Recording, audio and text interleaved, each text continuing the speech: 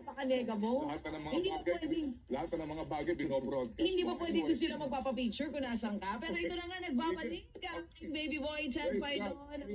Kami sa'yo, baby. Welcome back.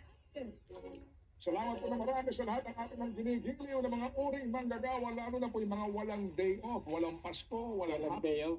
Sino kaya yung pinaringgan niya dyan? Walang day off daw, walang Pasko. Holiday, ang dami po nila. Ang tayo po nagbibigay pugay po. Ang dami po nila, walang day off. Pero yun nga yung sabi natin walang day off. So hindi pala niya day off yung nanood ng concert ka. Ang dami nilang ganyan. Sa inyong lahat ng mga uring manggagawa na nagpapagalho talaga at ang galaw sa mundo ay patas. Amen. Mamaya, isa-isay natin sa baby girl, ha? Yun na nakuha kong balita. Nagpunta ka daw sa isang restaurant, yung pag-asa, ito na muna tayo. Ay sinasabi mo, nakayakapan mo ng mahigpit, si nanay. Ay saan ka ba kasi naglalagi? Balita ko nga din, pinagkaguluhan ka na naman ng mga umiidolo sa'yo.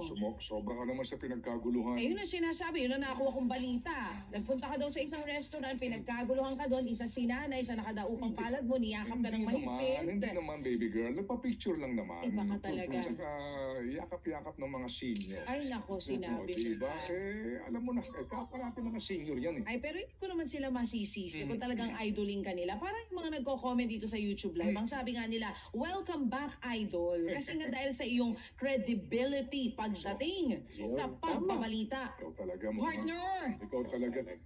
Hindi ko may tatanggi. Importante na tama po ang ating ibinabalita. Ang mga informasyon ay fact-check, ika nga po, at na-verify muna. Ngayon, mga kapatid, budget po ang pag-uusapan din natin mamaya kasi po ang sinasabi ho ng Malacanang Toro daw po, no? Toro ang pag-aaral ng ating presidente.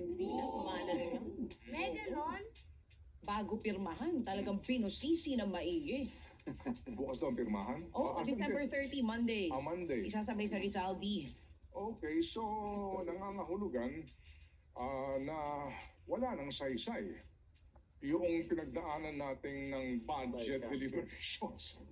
At saka yung sinasabing BICAM na yan, na photo op lang pala, di ba? Picture lang, nagpulong sila doon. Saan? Sa Manila Hotel. Wow! Basta pa kayo ng pagkalaki-laki. Hindi ba? I mean, ako, aga-aga nito ganyan. So, babalik ko na. I am so back. At nang lumabas po yung versyon ng at the end of the day, budget. Ano pang saysay, mga kapatid? Ng BICAM. Ng mga